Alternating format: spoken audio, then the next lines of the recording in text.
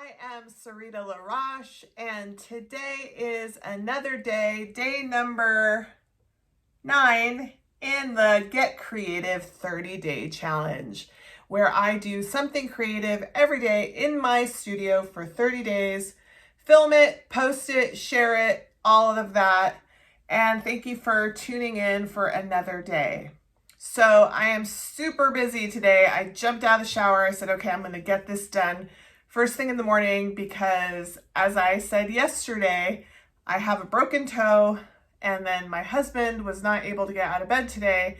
So we're going to go off to the chiropractor and I have customer orders and all kinds of other things that I had planned. So let's get in here and get it done fast. But when I got in here this morning, I saw that yesterday I forgot to pack up my paints, and my toddler saw that there were unsupervised paints and she poured a bunch of the colors together. So this morning I have this nice gray color that she has made me. So I'm just going to use this as my base color, and the rest of the colors that she did not mix, I'm just going to throw them in a flip cup because they are starting to dry out a little bit. They're still wet enough to use, but they did dry significantly overnight as expected. I'm going to put them in a flip cup and let's just play with them and see what we can get. So here's this gray color. She looks like she mixed some blue and some black and some white. She watches me do this all the time, so it's not surprising that she wants to participate. So I'm going to get this on the canvas and I'm going to smush it around.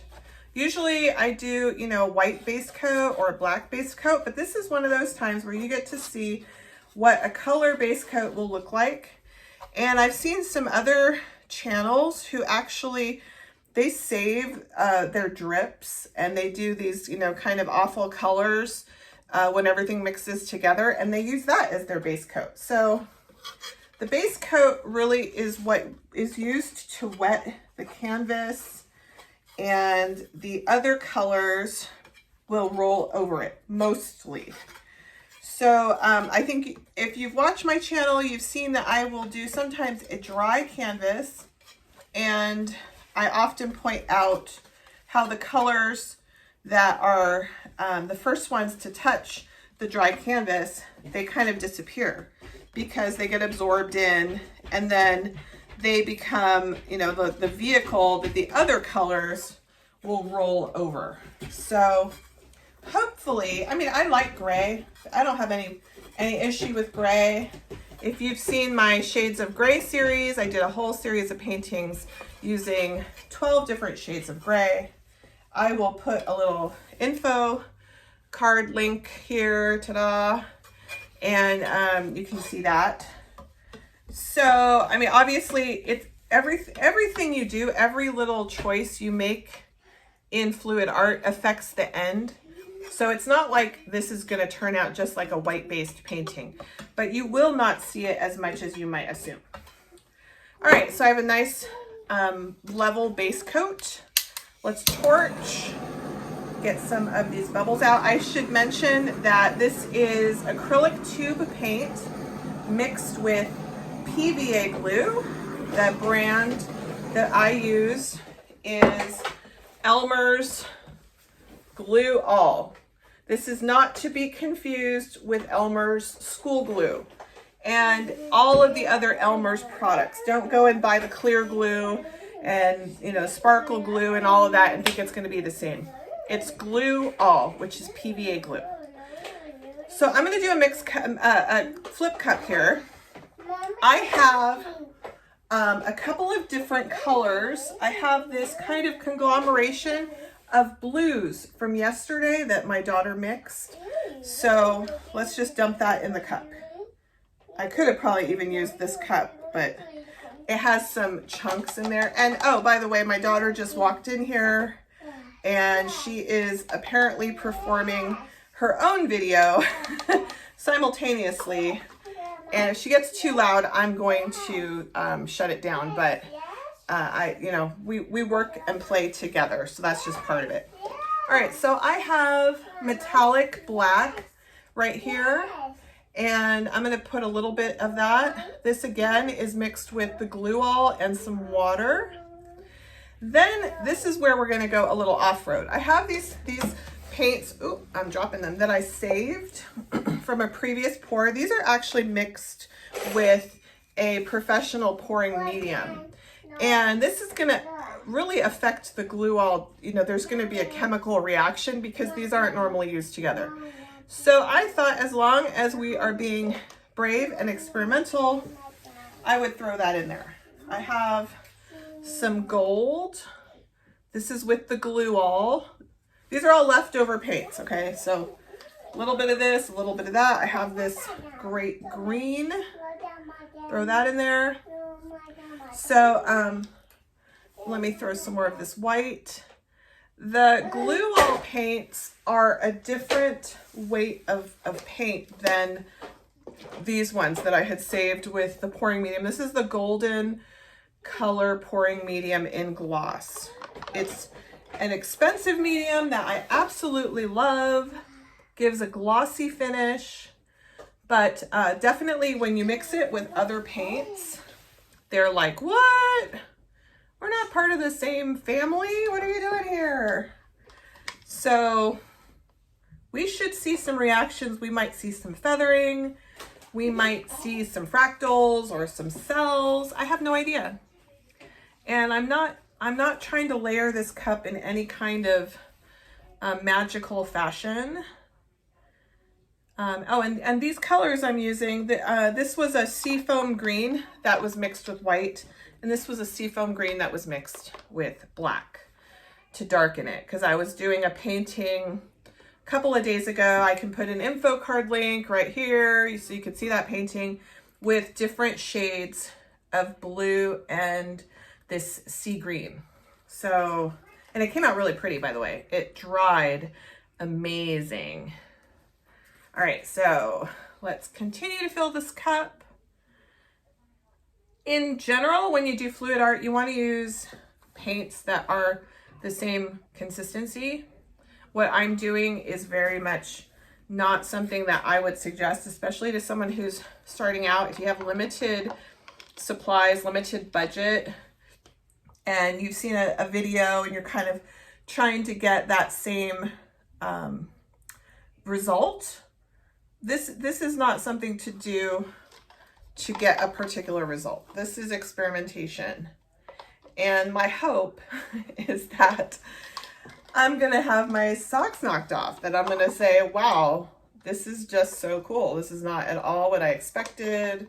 Look at this, look at that. That's what I hope. Hopefully it doesn't just look like a bunch of mud on my very gray base coat. So I have way more than enough paint. I was trying to just finish it all off since, like I said, it was all drying, and I didn't think it would be a good idea to save it at this point because it's, you know, the top starts to dry faster than the middle, and I was worried that I could have chunks if I try to save it. So here we go. I've pretty much used everything. Let me see. I have a little bit more black. In all of my paintings, I try to have a dark and a light. So this one I have white and I have black. And it doesn't always show up as black. It's, you know, a lot of times it shows up as just low lights and highlights. I'm already seeing some reaction in here. Let me see if I can move the light so you can see it's kind of like bleeding and feathering. That's just because I have different chemical compounds merging together. So I am going to, you know what? I was going to do a flip cup, but now I'm kind of wondering if I should just do a straight pour. Might be a little bit easier for me to wrangle if I do a straight pour. All right, we're going to do a straight pour. Check it out. All right, so here we go. 1, 2, 3. Here it goes.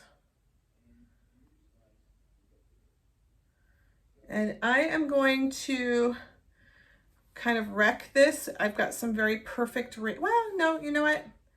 Forget I said that. Let's just keep going. I was going to kind of mess with it so I didn't have such perfect rings. But then I thought, well, why not? Leave the rings. All right, so I'm not level. As you can see, the paint started to immediately go your way. I'm going to just kind of push it over, and then I'm going to torch and see what happens when some of these bubbles get popped. And the torching will also aid in cell formation. Ooh, I should bring you in closer. A bunch of stuff is happening over here on the side. And I'll just keep on moving.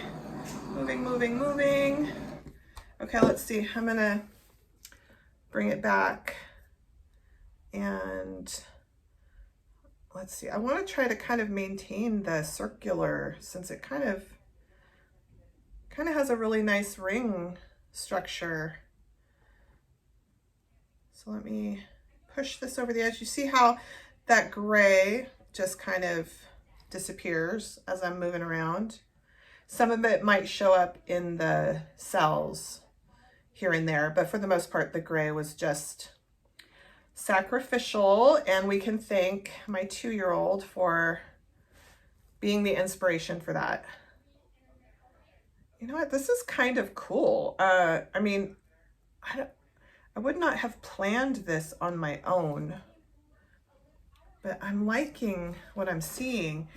Right over here, I can see where the different pouring mediums, they're kind of battling it out. We're getting these really jagged looking cells. It's like the different pouring mediums, they don't want to touch each other. They're like rejecting each other, but it looks really interesting. I left a little bit of the gray over here just for funsies. Now let me see. Let me look on your side. Yeah, I did pretty good. Let me just get this corner. A little bit of this, a little bit of that. I am going to torch one more time, and then I'm going to bring you in for a close-up. But before I bring you in for a close-up, I'm going to wash my hands. So it'll give it a chance to kind of develop if anything else is going to change. And I'm going to try to level it a little bit more so I don't lose everything off of the side. This is actually really cool. I did not expect this. I was kind of expecting to see more of the gold. Let me see. And I still have a bunch in my cup. I almost wonder if I should grab another canvas and try to use what's left in the cup. Because like I said, I'm not going to be saving it. This is all without silicone, by the way. This is just, these reactions are happening just because the 2 pouring mediums are battling it out here. Okay, I'm gonna go and wash my hands, and then you can come and see all the particulars. Hi, I'm back, I'm all cleaned up, and I just decided I have to use the rest of this cup. There's just too much paint in there to let go, and I'm loving the way this is looking. So before I show you close up of this, let's play a little bit more. I'm not going to put a base coat on this one because I don't have that big cup of gray like I did before. So this one will look a little different. I just went ahead and I made myself real quick some gold. And this is with the golden color pouring medium. So some of this is golden color pouring medium. Some of it has glue all. I am just pouring that straight in here. All of it. And that's going to give me enough volume to oh, that's not what you're supposed to do. Enough volume to cover this whole canvas. Because I wasn't sure if I had quite enough, since I'm not going to have a base coat. And there will be parts that are going to get sucked into the dry canvas here. So I had a little tiny bit more white. Let's get that in there. This one is also white that was made with golden pouring medium. Yeah, let's pull that in there. Oh, I didn't see, I still have a little bit of the sea green that was darkened down with black. This one. So let's put that in there. Every time I add something to the cup, I can see it's doing funny things. It's splitting, it's feathering, it's separating. So that's a good sign. All right, so since I did a straight pour for this one, let's do a flip cup for this one. If you are starting out doing fluid art and you're like me in the beginning, you're just watching video after video after video, and you're just like, wow, look at that. I want to do that. This is the best way to start. Do a flip cup on a small canvas that you can manage. So I'm just going to let it sit for a second. There's a couple of ways to do a flip cup. You can flip it straight up. You can drag. You can kind of like pull it. So this one, I'm just going to just go straight up. I'm going to do a classic, simple flip cup. And the reason I'm letting it sit is because right now the paint is mixing, and so there's going to be some reactions that happen from that. So that's about enough. Some people poke holes to introduce oxygen, get it mixed up more. Some people use their stir stick a couple of times in the cup to get that mixed up a little bit. But this is what I'm doing. So here we go. Ready? 1, 2, 3. Here we go. And I'll put that aside. You can see the gold. I'm happy my gold showed up. I'm just letting it spread a little, and I'm going to pop the bubbles. Some big bubbles on this one. The golden pouring medium definitely gets bubbles easily, and my glue all, as it's been drying, I think it's making some stronger bubbles. They're a little more difficult to pop because it's not as liquid. This is an interesting formation. You know, when I picked it up, I let a few drips, boop, boop, boop, pepper the top. And those are going to end up being probably a significant part of the composition, those last little drips, and they're reacting. So that's cool too. All right, so let's stretch this out. I hope I have enough paint for this. And before I go over the edge, I'm going to try to wet most of the canvas. Send it around. Here we go. Look at that. Can you see that? It's really pretty. All right, I'm going to go over this edge. This is where most of my cells are, so I don't want to lose them all. I don't have a whole lot going on here, so that would be an area that I wouldn't mind losing, and these are getting a little stretched out because if I had more paint or if I had a base coat, it would stretch easier. All right, here we go, over that edge. Let's see this. So you've probably heard over and over and over, when you stretch, you have to follow the weight of the paint. Right now, the weight of the paint is here. That's where it's gonna push the paint. And you can see how little paint I have because I'm getting a lot of stretching right here. And sometimes I like that, sometimes I don't. Sometimes I don't like it when it just looks like all the paint just got pulled across. All right, weight of the paint is in the center again. So let me send it this way.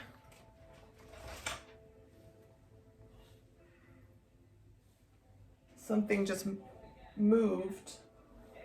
My daughter's not in here with me, so it kind of freaks me out when I hear things moving behind me. I don't know what it is. Okay. All right, so let me look at this and see where we are, what I want to do.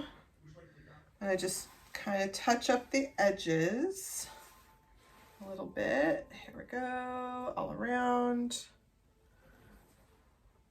This is pretty. It's completely different.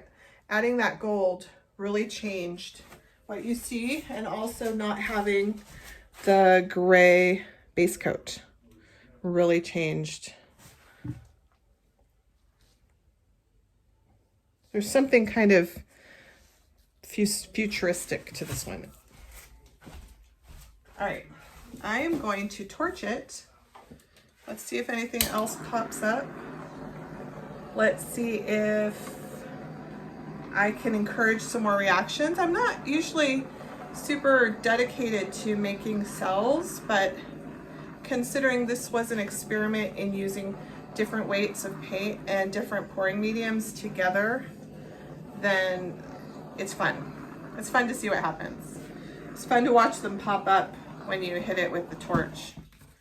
I got a whole bunch of little ones down here, and what's cool is when you can see multiple colors in the same cell. Like this one has blue and there's like a gray ring, and then it's in a little gold area. It's pretty. All right, let me bring you in closer so you can see what we came up with my extra paint. I'm really happy that I decided not to let it just dry up, because it was already mixed and ready to go, and my toddler was like, yeehaw, mommy left her paints unattended. I don't let her use acrylic paints usually. She has non-toxic kid paints that I let her use, so she was very excited to have access to the big girl paints. All right, I'll bring you in. Okay, so here is the one that I did second with the gold. I think some of these cells are actually going to get a little bit bigger as it continues to dry and they continue to move up and down in the layers of paint. It looks a little bit more washed out in the camera than it does in person.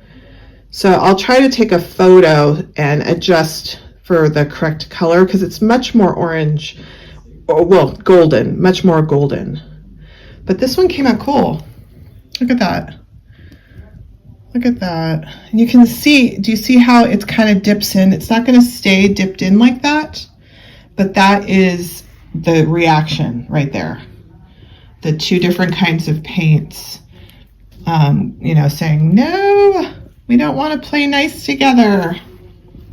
All right, so that's the second one. Let me take you over to the first one here. I think it has done mostly what it's going to do. See over here how, well, it changed a little bit, but you can see kind of like there was little fractures in here where it didn't want to mix. I tried to re-level it, so hopefully this isn't gonna all go over the side. And I've scraped it many times. It's important to scrape the drips underneath so that you don't have more paint getting pulled to the side. So I'll take a picture of this one also. I feel very accomplished because I'm gonna just have a quick bite to eat now, run out the door to the chiropractor, and I made my goal today. So congratulate me. I made my 2 beautiful messes today in the 30-day challenge, and I will go ahead and add those photos right now. If you ever want to contact me, you can find me at SaritaLaRoche.com, and I will see you tomorrow. Here you go. I was able to take a couple of pictures, and I have corrected them as best as I can so that they look like what I am seeing on my work table. I really like both of them. I think they were great experiments, and maybe I will try to actually do a real larger canvas using these 2 different mediums so that they can interact. So thanks for watching. I'd appreciate it if you liked, comment, subscribed, hit the notification bell. You know the drill. See you tomorrow.